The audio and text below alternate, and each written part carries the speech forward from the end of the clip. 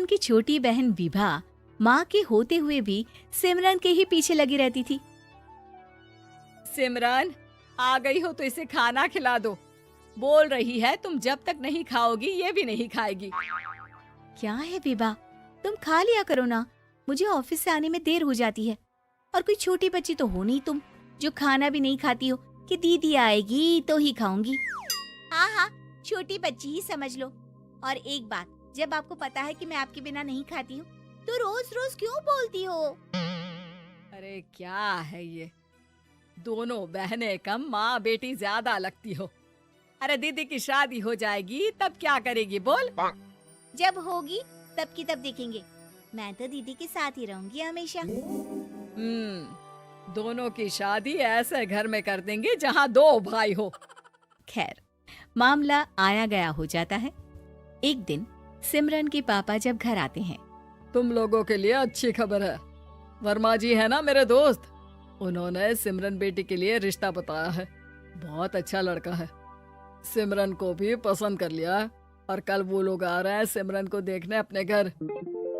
सिद्धांत अपने माता पिता के साथ सिमरन को देखने आता है। उसे सिमरन अच्छी लगती है और शादी तय हो जाती है। सिद्धांत की माँ कहती है, अब तो हम लोग ले जाएंगे जल्द ही अपनी सिमरन को यहाँ से। अरे हाँ हाँ, क्यों नहीं, आपकी ही है अब तो हमारी बेटी। दूर खड़ी विभा सब सुन रही होती है। अब तो दीदी की शादी हो जाएगी, फिर तो वो चली जाएंगी। दीदी के बिना मैं कैसे रहूंगी? कुछ न कुछ तो करना ही होगा जिससे दीदी की शादी ही ना हो। सभी के जाने के बाद क्या शादी के बाद दीदी हम लोगों के साथ नहीं रहेंगी? अरे नहीं तो फिर क्यों रहेगी, शादी हो जाएगी तो अपने घर चली जाएगी ना। तो मैं भी जाऊंगी उनके साथ, मेरा भी सामान पैक कर देना। अरे कैसे बात कर रही हो विभा, दीदी के ससुराल छोटी बहन नहीं जाती। हाँ, कभी कभी जाकर मिलाना और रोज फोन पर भी बात कर लेना, ठीक है? नहीं पापा, आप तो जानते हैं मैं दीदी के बिना खाना भी नहीं खाती, ना ही मुझे उनके बिना नींद आती है। सिमरन बहन की बात सुनकर इमोशनल हो जाती है। अगले दिन से विभा खाना खाना छोड़ देती है। लोगों के लाख समझाने के बाद भी विभा ना खाती है ना ही सोती है। अंत में हार मानकर सिमरन सिद्धांत से मिलती है। सिद्धांत, मेरे मम्मी पापा ने बचपन से ही विभा और मुझे साथ रखा। वो मुझसे बहुत जुड़ी है। मुझे उसकी टेंशन रहेगी शादी के बाद, क्योंकि वो मेरे बिना नहीं रह सकती है। अरे ये तो छोटी सी बात है, वो हम लोगों के साथ हमारे घर में रह सकती है। जब उसकी अकल आ जाएगी या वो समझ जाएगी कि तुम्हारा घर वो नहीं बल्कि ये है, तो हम उसे घर छोड़ आएंगे, ठीक है? सिमरन खुश हो जाती है क्योंकि वो यही चाहती थी। वो माँ पिता से बात कर लेती है। अरे कैसी बात कर रही हो सिमरन, भला बेटी के ससुराल में हम छोटी बहन को कैसे भेज दे? जमाना क्या कहेगा?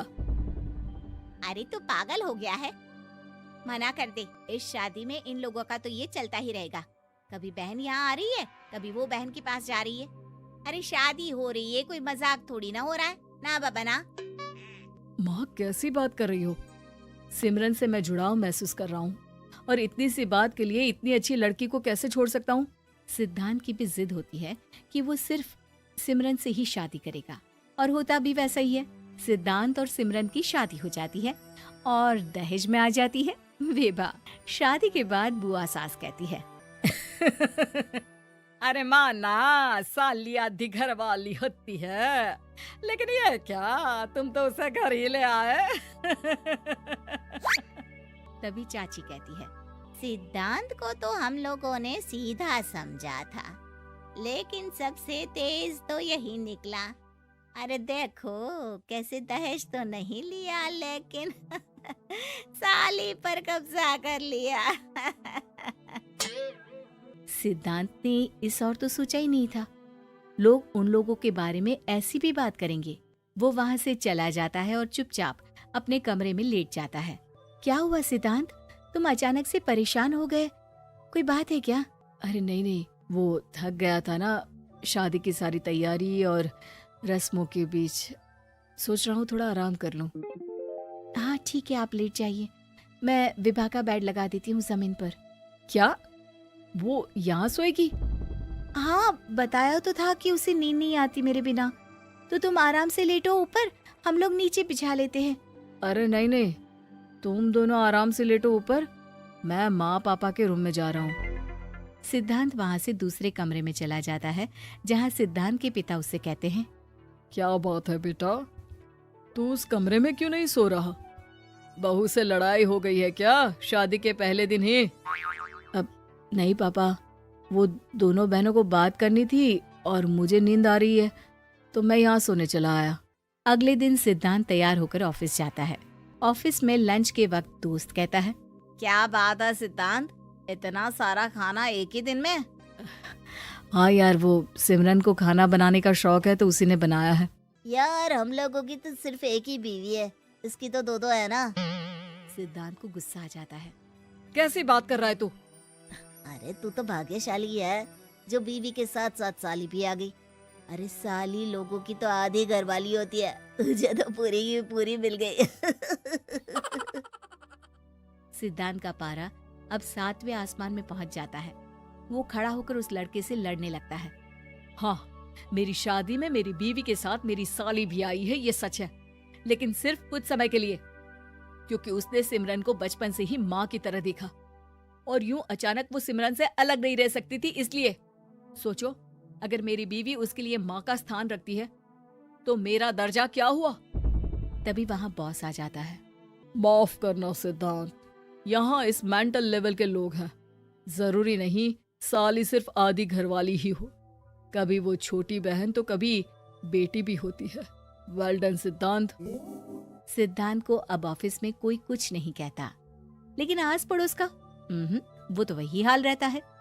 सिद्धांत ऑफिस से घर की ओर आ रहा होता है कि रास्ते में उसे अपनी कॉलोनी का दोस्त मिल जाता है।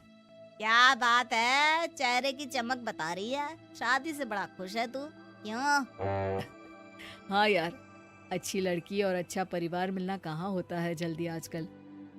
यार हमें भी दिला देना ऐसा परिवार जहाँ एक के साथ एक फ्री की स्कीम चल रही हो। सिद्धांत को फिर गुस्सा आ जाता है। वो दोस्त को मारने के लिए हाथ उठाता ही है कि वहाँ विभा आ जाती है। अरे जीजू रहने दीजिए ना, ये लोग नहीं समझेंगे कि इंसानियत क्या होती है। ये सच है कि दीदी से कैसे दूर रहना ये मुझे पता नहीं था। आपने मुझे दीदी के पास रहने का मौका देकर ये समझने का मौका दिया कि लड़की का असली घर उसका ससुराल होता है। मैं समझ चुकी हूँ, मैं जा रही हूँ जीजू, लेकिन मैं खुश हूँ कि आपने मुझे अपनी छोटी बहन समझा। सभी उन लोगों को देखकर ताली बजाने लगते हैं। विभा अपने घर चली जाती है और सिद्धांत खुशी खुशी सिमरन के साथ रहने